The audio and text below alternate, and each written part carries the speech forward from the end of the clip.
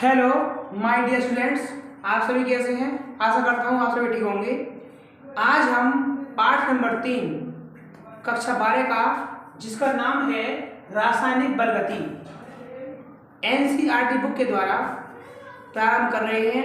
जिसका पहला टॉपिक का नाम है, चैप्टर का नाम हमने टॉपिक बना दिया है पहला, रासायनिक बलगति। और उसमें जो सिलेबस के अकॉर्डिंग टॉपिक है वो है औसत वेग और तात्क्षणिक वेग।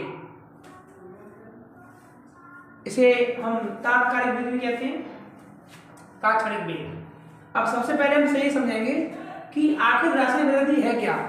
तो आइए समझते हैं। रासायनिक बलगति रसायन विज्ञान की वह शाखा जिसमें अपक्रिया के वेग तथा इसकी क्रियाविधि का अध्ययन किया जाता है, जिसे रासायनिक बलगति कहते हैं। इसमें सबसे पहला टॉपिक आपका है औसत वेग, average velocity of any reaction. तो किसी अपक्रिया का वेग उसके अपकारकों के सांद्रता पर निर्भर करता है। इसका मतलब है कि any reaction depend upon concentration of reactant.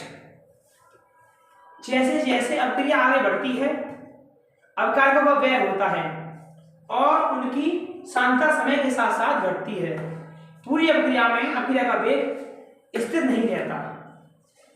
अपक्रिया वेग को इस प्रकार डेल्टा सांद्रता अपॉन डेल्टा टी देने पर औसत वेग प्राप्त होता है। इसका मतलब यह है कि जब कोई अपक्रिया होती है तो उसके अपकारकों के सांद्रता पर निर्भर करती है। कोई भी रिएक्शन हो रही है तो उसकी जो स्पीड है रिएक्शन की या अपक्रिया की गति है वो तेज या धीमी किस पर डिपेंड करेगी? अपकारकों की सांद्रता पर, कंसंट्रेशन पर। जैसे जैसे अपक्रिया आगे बढ़ती है अपकारकों का वेग होता है, अर्थात अपकारक खर्च होते हैं, यूज होते हैं और उनकी सांद्रता समय के साथ घटेगी। जब अपकारक धीरे धीरे कम होंगे तो कंसंट्रेशन ऑटोमेटिक कम हो जाएगी। तो पूरी अपक्रिया में अपक्रिया का वेग जो है स्थिर नहीं रहेगा। ये लिखा हुआ है इस पर। क्यों नहीं रहेगा?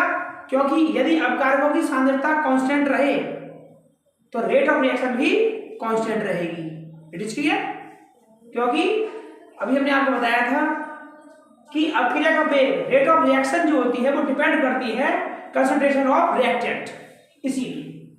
और तात्क्षणिक वेग किसी विशेष समय पर, तात्क्षणिक मतलब उस समय पर, एक विशेष टाइम पर या समय पर अपक्रिया का वेग तात्क्षणिक कहलाता है। इसके लिए डेल्टा टी को शून्य के करीब या बहुत छोटा दर्शाते हैं। इस प्रकार आपके दो टॉपिक कंप्लीट हुए और एक टॉपिक बना गया था आपका चैप्टर का।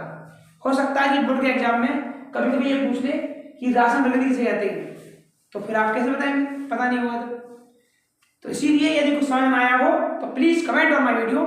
Thanks for watching video. Like share subscribe.